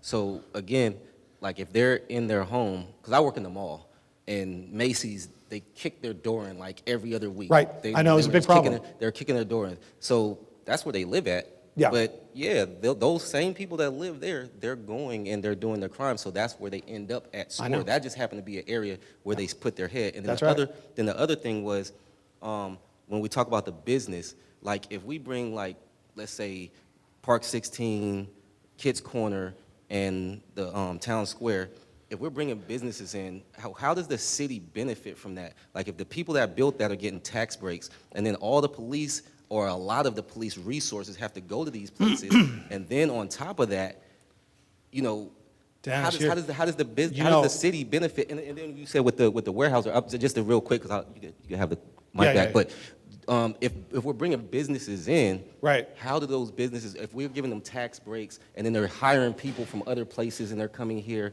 like how is that benefiting us? How did Park 16, how did all these places benefit Right. federal way? Okay, so let me take the first part away.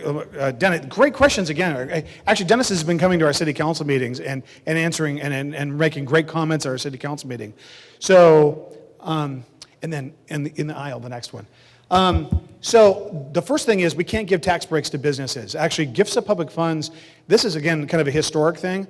The Washington State Constitution prohibits, and I think there was, when the Washington State first started in 1889, there were a lot of competition among the states, among the cities, about trying to recruit, certain businesses. And so there's a prohibition about gift of public funds. And so that's actually kind of where it originated from. So, but now in regard to the other issue, so once somebody files an application, they're vested. So the reason why those three apartment complexes, Park 16, Kitts Corner, and the Uptown, the reason why they were able to come in is because the individual who owns that property filed an application for that use, and it was just happened to be zoned that way. It was zoned multifamily. And there's certain things where it was commensurate with that use. So they were able to, because the zoning allowed that use, once they filed that. So we didn't encourage that, we didn't ask for that, but the zoning in those particular areas didn't necessarily allowed for that use. And once they filed their application, nothing we can do. And so, unless we get sued.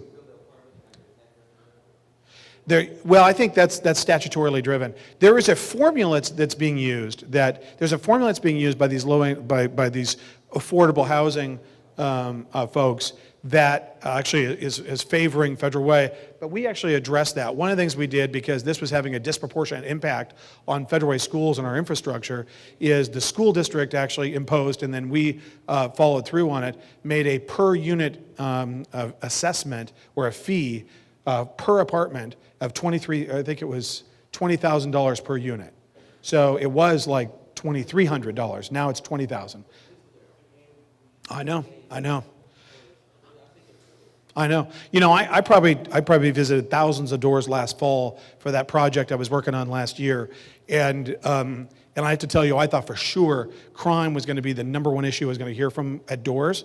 It was not. The number one issue I heard from overwhelmingly was multifamily housing.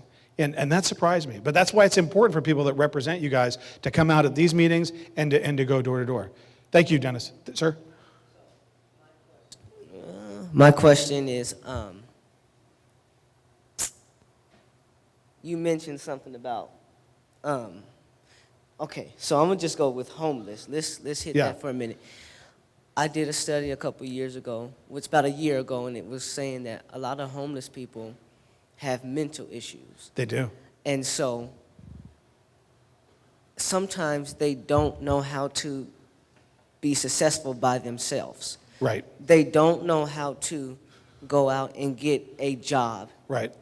And so for us not to give, we as middle class, as, we're not homeless. Right. We have a good lifestyle. I think it's very selfish that we won't help them and that we won't put our hands out there to help them. Now, I'm not saying go and do everything, no. Right. But what I'm saying is we should be able to, okay, you're in this situation, I'm going to give you a job, and this is prevention that we will help you through the steps. the it's hard for me because I have family that's homeless that we've helped, and they're successful now. I mean, successfuler than my family. So it's hard, and for us not to help them and for us not to support them, that's selfish. Secondly, So let me address that piece, and I'm thinking of your next question when I'm saying this. But so let me say this: we do help them, and we pass through $1 million a year to help people, and there's all kinds of things, for whether it's emergency shelter, emergency feeding. We have great organizations that, remember I talked about the human services funding process. So we've got great organizations in town that are helping all kinds of people throughout our city.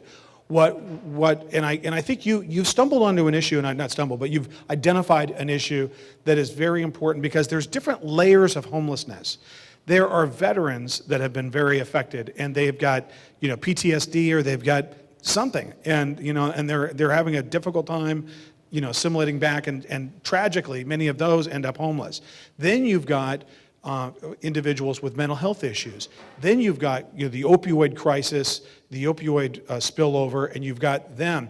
And then also you've got that spillover effect. You've got people that are self-medicating, with opiates because of a mental health issue, and are trying to address that themselves. So we are actually, that's the key thing, is we're not helping those people by letting them stay in the woods. I actually think, if any of us had somebody that if any of us had somebody, if my son was in those woods, I'd be there every day to drag him out, every day. And that's what love looks like. Love is, I always say, one of my favorite sayings is, the opposite of love is not hate, it's indifference. And so we're not being, and I think you've encapsulated the issue that this is not indifference, it's engagement. And it's moving people out of their comfort zone. And I think that's the key thing. Did you have another question? So I go to Decatur High School. First of all, my name is Marquise Hale. I go to Decatur High School. Yay. Thank you for being here. It's such a beautiful night. You're welcome. I've been living in Federal Way, Washington, all my life, 18 years. And I've never thought I would have to walk out of my house and have to watch over my back like 24/7. I never thought about that. Yeah. Now, we bring these gangs up in our conversation. Yeah. I really think that we attack our gangs. And what I mean by that is we're not helping them. We are attacking them. We're putting them in prison or jail, which sometimes, now I'm not saying go out and murder somebody no, you murder somebody, you deserve time, period. Right. But some people that are in gangs don't know nothing about they don't know anything but hustling and survival. Now, us as middle-class people, we are fortunate to be where we are. So my question is, instead of attacking the gangs, why are we not having more resources for our gangs? And why are we not actually evaluating these people? A lot of gang members, from where I come from, a lot of gang members are geniuses. Yeah, they're really bright people, and they have been steered in a particular location. You remember Wesley Jennings, who was at Decatur High School? My best friend. Yeah, and he was so engaged, and he was an athlete, and he was a great kid, and we talk about that. We talked a lot about that during the VPC, during the Violence Prevention Coalition, and how so rapidly someone can get off track, right, and then all of a sudden find themselves in a car or in a situation in which it's irreversible. Right. That's actually what the entire purpose, why the council and I put together the Violence Prevention Coalition, to make sure that we're looking for ways to identify individuals who take that wrong turn before they get, that's what the engagement that we were talking about before. Right. That's what we need, a commitment to make sure that we do everything on our end that we can. Now, you're also right. That I used to be, like I said, I probably handled like thousands of cases, 200 jury trials, and I liken criminal law to a continental shelf. Right. Your misdemeanors are the low, the closest level to the shore. But when people pick up a gun and they pull that trigger, they're in the deep water. Yeah. And then at that point, we're done. I mean, at that point, now it's a matter of now those types of efforts we're not going to be talking about that. Now we're talking about serious prison. Right. You pick up a gun and you shoot somebody, you're in deep water. And so that before people get to that point, that's where interdiction, that's where intervention is critical. And so that's where we can do a better job in this community of engaging and seeing is somebody, and our school district as well. I've got a little boy that's in the school district right now, and he goes to school with some, all these beautiful kids that at some point are going to be faced with a decision and which way they're going to go. And if they start making wrong decisions, we're all a product of the decisions we've made. If they start making those wrong decisions, are there people around them that'll help course correct? Are there people around that see that something has gone wrong? And that's where we can, as a community, come together. Great, thank you for being here. I think we've got, did you have a...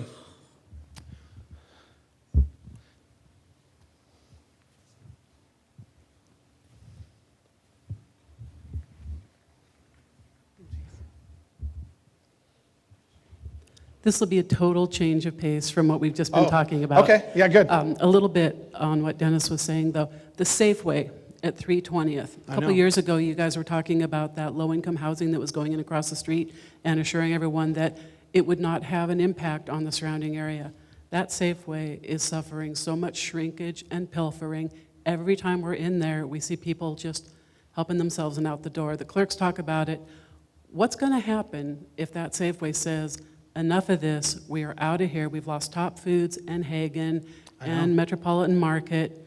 What, if anything, is the city doing to help that particular business with the issues caused by the local population? We've got a council member, number one, I have to echo that comment 100%. A year ago, my wife and I and our little guy pulled up in that, it was about 9 o'clock at night, we were gonna get stuff for his lunches for the summer. And we pulled into that parking lot, and we were about to get out, and my wife said, I don't think you should get out. This doesn't, and there was just tons and tons of people out, and it just did not feel safe. And that is not good, honestly. And I immediately relayed that to the police. We need extra patrols. There's just a lot of, begging or a lot of criminal act, just appeared to be not good. I mean, where, you don't want to leave. I did not want to leave my family in the car. And so we left.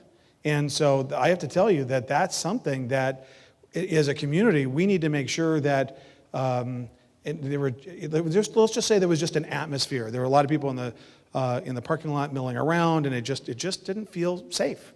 And so we've been in communication with Safeway. We're communicating with them. They've got extra patrols there. I've asked the chief to post extra cars there. I think the best we can do is make sure that we're communicating with them. Our council member, Martin Moore, communicated, walked in there, took it on his own initiative to connect with the Safeway ownership. I think what we can do is be present. And I really tried to kind of pin down what it was about that, but it was just sort of this, this general feel of just a lot of people milling around and not there to shop. And I think we need to make sure that we create spaces in our city that people feel safe in. Well, I'm really concerned because, as you know, the margins in grocery stores are not good. I know. And if they make the business decision of, we just can't afford to stay in this location anymore, I don't know where we're all going to shop. It seems selfish and ridiculous compared to homelessness and addiction, but well, across the street is the library, and the library. The remodeled library, and we actually had a former mayor, a friend of mine, who walked in there. Well, we've had a number of people come in there, and again, you've got homeless people who just set up camp in there, and then it's a situation where kids can't study. I've had probably dozens of people tell me, including that former mayor, say that for the first time in the city of Federal Way, he didn't feel safe walking into that library just because it was filled, with that. So I have reached out to the director of the King County Libraries. We don't have control over that, and encouraged the libraries to, enforce some standards, that people shouldn't just be in, should not be a place where people just go to sleep. So there are certain things that we need to do to be very proactive, and where I see that, we immediately intercede. And so, just today, actually, we saw 5 shopping carts on 9th Avenue over there by 348th. And I immediately got on the phone with our police chief and our public works director. I said, go pick up those shopping carts. We've got to be proactive. So I think where we've got to have a presence, and we've got to create an atmosphere that doesn't feel unsafe. But you're not alone in that feeling about Safeway. And people have noticed it. I've noticed it. And so I'll reach out and talk to the management again and see what can be done. But you're right, we don't want to lose another grocery store. Was there a comment up here? They're told not to stop the shoplifters. I see it almost daily over at 288th, so.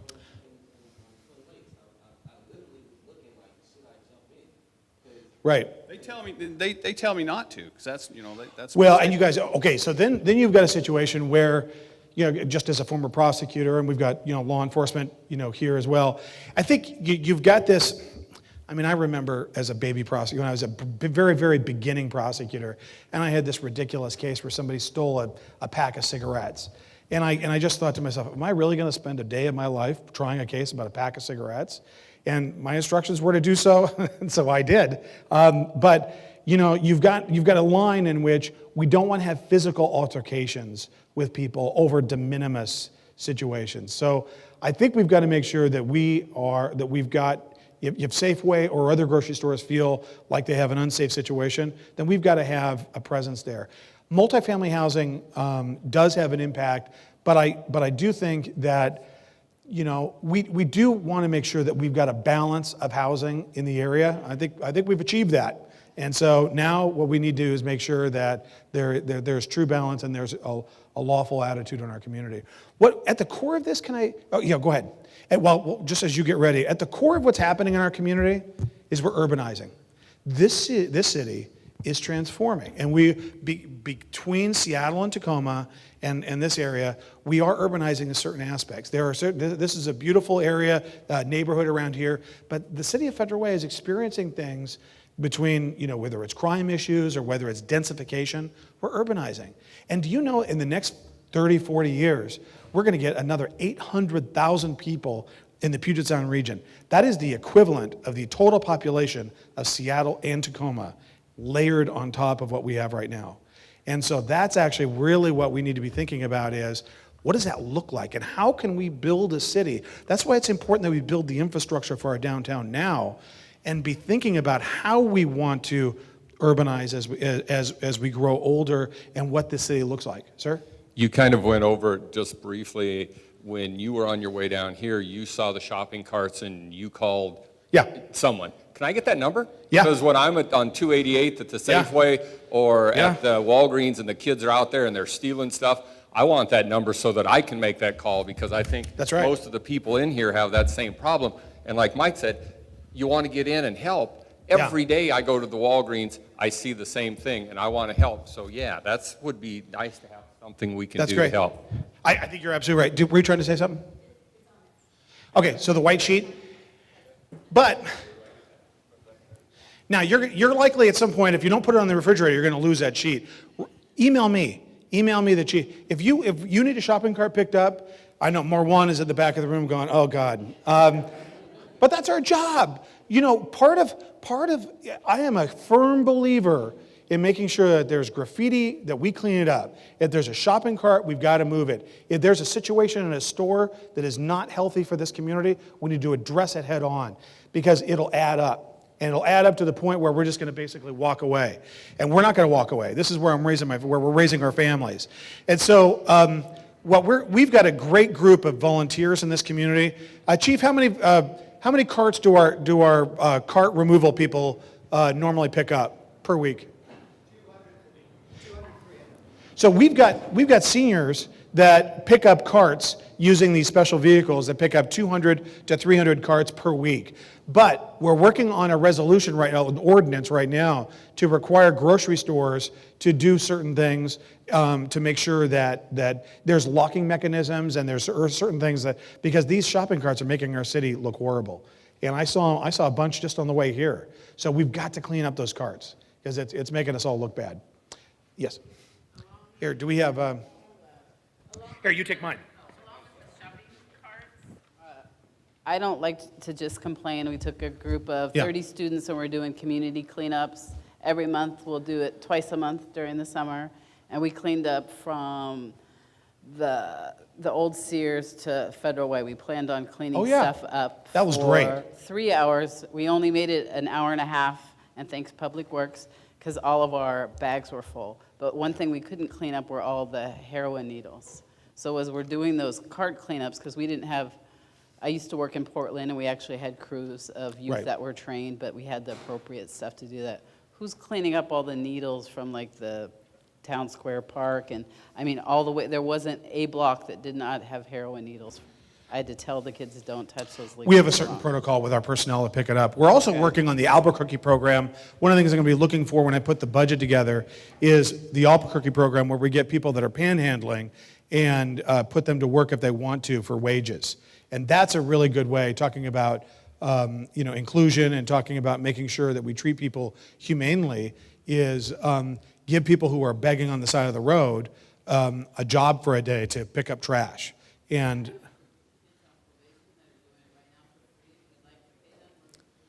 yeah, that's great. Okay, well, let's continue. It sounds like you and I need to meet. Okay, any other questions? Yes. Yeah. I just have one quick one. So with the light rail coming in that Gateway Center, I know we've got Marlene's Market in there, which is one of our few markets left that you can kind of go into and really enjoy. What influence do we have around what's going to happen in that area so that she's not moved out? Right. Or and that we can go shop there? You know, based on... We need Marlene's. That's right. Actually, she should not be moved out. It's going to come down 317. It's going to, it shouldn't take up too much of a parking lot. When it comes off the freeway, it's going to come right off there. Remember where the big roundabout, where the big hand was? Right there at 317th. It's going to come through there. They're going to move that piece of art. And it's going to come down 317th. It should not move her business. It's going to come down there to that traffic circle and then cross 23rd. And it is going to take out the Wendy's and the Washington Federal, and then it's also going to take out the Red Robin and the Azteca. That's where it's going to stop. The station's going to be about right where the, and this is already decided. This is already done essentially. So that Marlene should not be affected. It'd probably take maybe a little bit of her parking, but she should be just fine. So the real issue is what happens, and this is actually something we've been working on right now. I'm the co-chair of the Tacoma Dome Link Extension of the policy group. We're actually going to be talking about what happens from 320th south down to Tacoma Dome, and where's that route. Now, what we did actually, the working group for Sound Transit 3 for the Federal Way Link Extension, I was on that as well, and they were going to go down Pack Highway. They were going to take from 240th, where Highline was at, they were going to go straight down Pacific Highway. Now, the problem with that is we were just in the process of constructing a $100 million Federal Way High School, but more importantly, we had just spent, over the course of 14 years, $80 million in road improvements on 320 on Pack Highway, and they were just going to chew all that up. And that was inconceivable to me after all of that effort, and it would have sliced our city in half, and then would have gone down through Spring Valley. So what we did, and what we were able to do with the help of King County Councilman Peter von Reichbauer on Sound Transit, was from Highline, once it goes there, it's going to swing out to the freeway and hug the freeway all the way down to 272nd, and then all the way down until it gets down to 317th, and then swings into our downtown.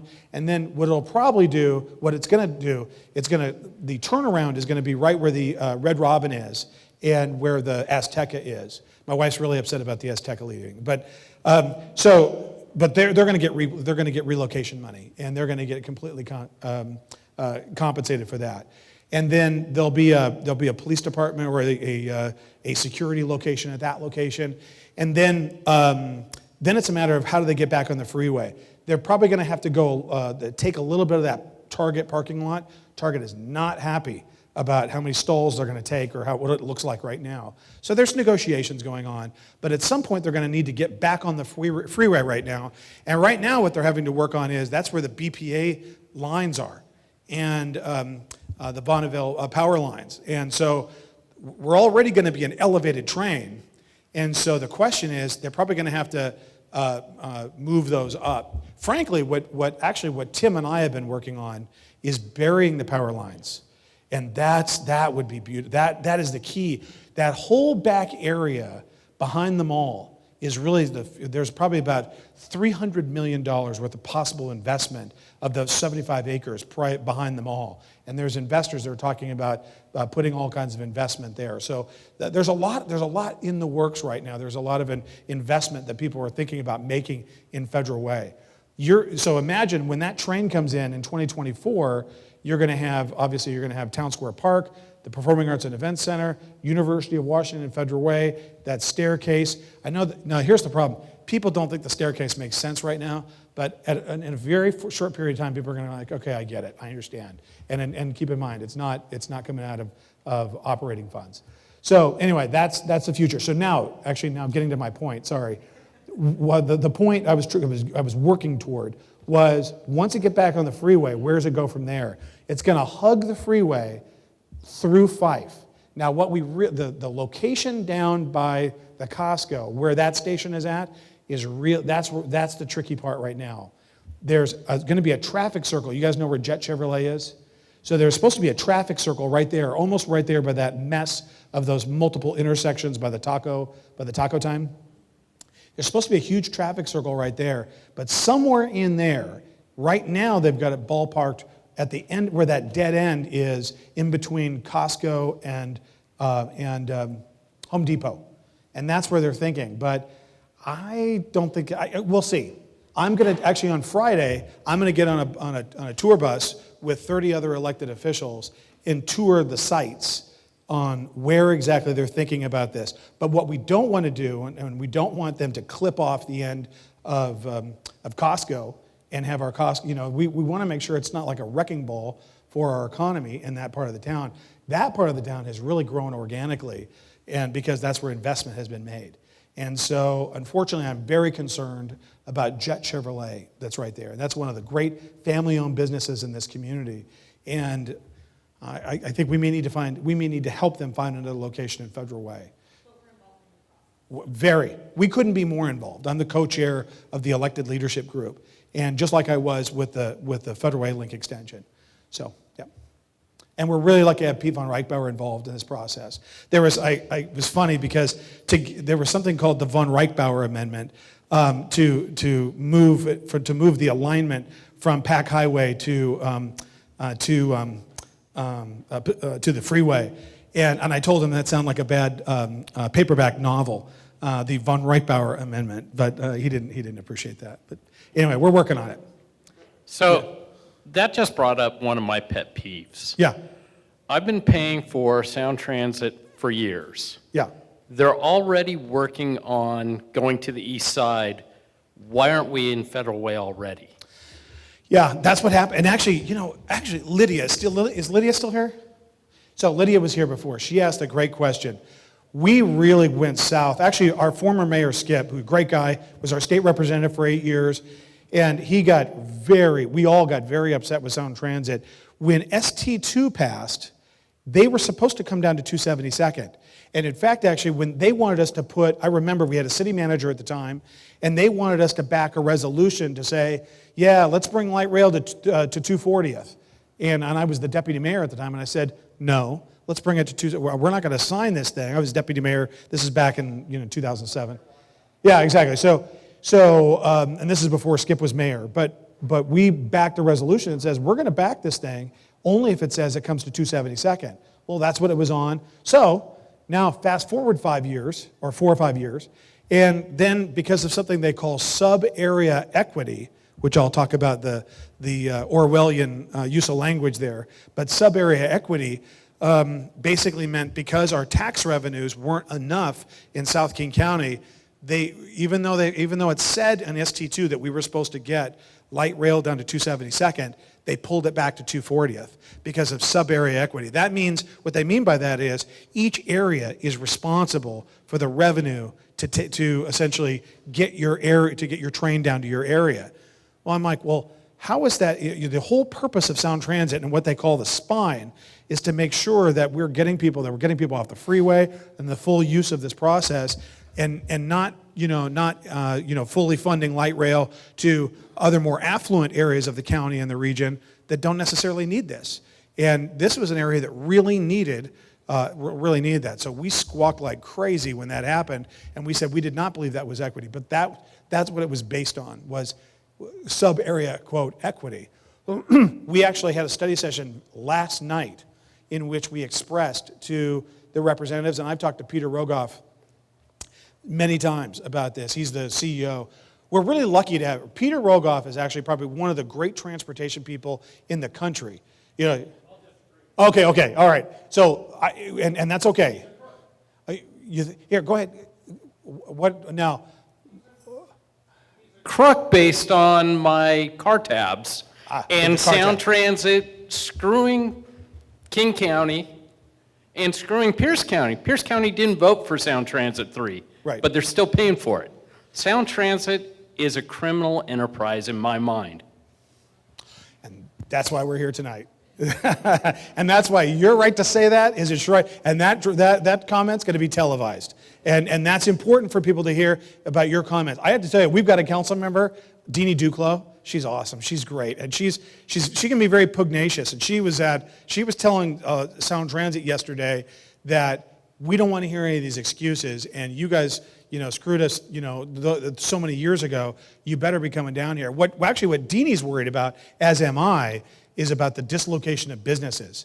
And the last good deal, we've got a number of individual private dealerships, but one of the last big 3 dealerships we have, the last, is Jet Chevrolet. And so we're really concerned about the displacement of that business. So now Peter has a lot of experience back in DC and back in all those things, and they are working on a legislative fix. And so I know they're working on the whole thing about the valuation, and I think people should be taxed on the Blue Book value of their car. I know that there's an initiative. Were you hearing about the initiative that's being filed? So I think the democratic process moves slow. It's very important that our voice is heard, but the key thing is, in regard to what's happening right now, light rail will come to Federal Way and downtown by 2024, and that's when it'll open. And so then from there, it's going to come down to Tacoma Dome by 2030. I'll believe it when I see it. Exactly. And you know what? A skeptical populace is an informed and an important populace. We need to hold them accountable, and we need to squawk like crazy and hold them accountable if that's not the case. Thank you. Any other? Yes, sir. Work of the police and traffic safety. 304th, just to the south here, a few blocks. There's lots of high speeding through there, and there's Wildwood here. I'm wondering if it's possible for the city might explore the possibility of a crosswalk, a lighted crosswalk, because children and families cross 304th to get to Wildwood here. So I don't know if that would help with the traffic situation and the speeding, but whenever I see police, when I see officers patrolling 304th, I always stop to thank them. It's just tremendous, the speeding that goes on 304th. And I'm concerned about the safety of the children in the neighborhood. And I don't know if it would help to have a crosswalk on 304th, the street that connects 304th and Wildwood, 23rd. Yeah. Yeah, 23rd is that main road, and 23rd is but at 23rd and 304th is that on that northwest corner is that house I was talking about it's set back a ways. Correct. That's the house I was talking about. I brought up Rick Perez. And normally when we've done this before, Rick got most of the questions. We should just mic him up for all the questions he used to get. But Rick? All right, so yeah, the interesting thing about marked crosswalks by themselves is it really doesn't have much effect one way or the other. We do have a program to, you've probably seen the ones that have the rapid flashing lights. So those are kind of expensive, so we have a prioritization process. I don't know that we've ever evaluated that intersection for that. One thing that would help is if we know that the school district has a designated safe walking route in our scoring criteria, that gives it more points. So, yeah. What about, is it the side, you know that hill that we're talking about from Pack Highway, as it works its way east toward, is some of that sidewalked right now? No. And that's actually what's necessary. Exactly. So we do have a capital project that's, in our long-range plan. It's not an expensive, or it's not a cheap fix, because, just the vertical alignment right now, all the ups and downs, that doesn't meet our current standards either. And so one of these days we really got to come in there and fix the street, put curb, gutter, sidewalk, street lights, the whole 9 yards on that. So what you'd also want to be thinking about is, we're going to get you the rankings. I'm sorry to interrupt you. No, that's fine. We're going to get you the rankings of where that location is in regard to that. But I think, when thinking about that area, I'm not sure there's a lot of, you'd have to think about whether there are kids on the south side of 304th that are crossing. I think, it's really about allocation of resources, and we'd have to take a look at maybe the sidewalks either there or on 304th. I think what we'd want to do is, Rick and I will look for this immediate area and say, where are the walking patterns? And there's designated walking patterns for schools, right? Right. So Wildwood has a designated safe walking routes, so we'll take a look at those maps to find out where the kids are coming from. Because the other factor is you got a bunch of kids walking to Decatur. So, and that doesn't directly address that part of it either. So yeah, there's a lot of things that should happen. Now, as far as the speeding, here's the ironic thing. We lowered the speed limit from 35 to 30 a few years ago. Collision rate went up afterwards. And I bring this up to mention a point that people think that, you'll just lower the speed limit, you'll improve safety. And it doesn't really work like that, because people vote with their feet on the accelerator pedal as to how reasonable a speed limit is. And if they think it's unreasonable, they just hit the gas all the more. So, I've even considered bringing it back up to 35 the way it was before. The challenge is, and I know this is stirring the pot a little bit. The challenge is those crests on 304th aren't designed for 35. They aren't even designed for 25. But if I post 25 out there, everybody's going to go 40 at least, because it'll just seem inherently unreasonable to them. So we'll put the strips down. We put that strip down. We put the strips down, and we get a speed study. Yeah. When was the last time we did a speed study on 304? Probably about 10 years ago when we lowered it. We did about a couple years after we did, we monitor, when we make a speed limit change, we monitor what the impact was.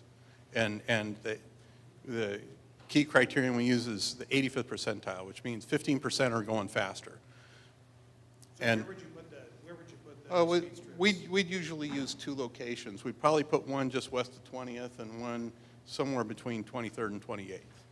So, but yeah, we can update that and see what that looks like. And yeah, and the other thing is typically we look at a corridor long analysis for safety, and does it make sense to see if we can come up with some cost-effective safety improvements? Because if we widen that whole stretch and build it out, put in the sidewalks and curb gutters and everything, that's going to be about a $6 or $8 million project. So it's a big hit. We're going to take a look at a speed study for 304th. Rick and I, actually, Rick's going to talk to you. He's going to get you the criteria or where we're at in rankings. But I'm going to be talking to Rick about follow-up on putting some speed strips on 304th. The other spot, The other spot that's really bad is behind the Gateway Theater. There are the apartments there. It's dark in the winter, and there are no street lights. It's totally dark. Children are being picked up by the buses there, and half the time you can't see the people in the dark. So street lights would be very helpful. Actually, as part of the improvements we've negotiated with Sound Transit, because they're going to be building right on the south side of 317th, we're having them reconstruct that whole street. So it'll have street lighting continuous from the roundabout all the way to the transit center. Okay, hey, real quick, so I'm just going to share with you what I think is a super effective potential solution to that. So I've had my picture taken going through a red light before. And I will tell you, and I don't get pulled over all the time, right, for speeding tickets and all of that, but it's flat out embarrassing. It's embarrassing. You get that photo and you're like, wow, it wasn't even close, kind of thing. And I would say anywhere that there's a problem with speeding, whether it's a school, a state park, or where you see high traffic kind of things, I would raise that technical possibility. Yeah, absolutely. So the issue with that is state law does not allow us to use for speed enforcement except in school zones. And intersection, yeah, for speed enforcement in schools. Yeah. That's something to follow up with Olympia. I mean, I could do that. I'd be happy to. Okay. So. Okay, thank you. Any other questions? You guys have been a great audience. Thank you very much. Let's give yourself a big round of applause. Thank you for being here. Appreciate